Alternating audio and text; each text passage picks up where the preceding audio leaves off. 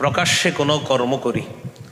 আমি গোপনে কোনো কথা বলি, গোপনে কোনো কর্ম করি, আমার এই কথা কাজ এটা যদি আল্লাহ পছন্দ করেন, বাস এটাই ইবাদত হিসাবে গণ্য করে এটার সওয়াব আল্লাহ দান করেন। যেমন গোপনে আপনি আপনার বিবির সাথে কথা বলতেছেন, স্বামী স্ত্রীর গোপন কথা হতে পারে, সেখানে আপনারা দুইজন আপনার সন্তানের সুন্দর ভবিষ্যৎ নিয়ে আলোচনা করতেছেন, এই যে আপনাদের গোপন আলোচনা,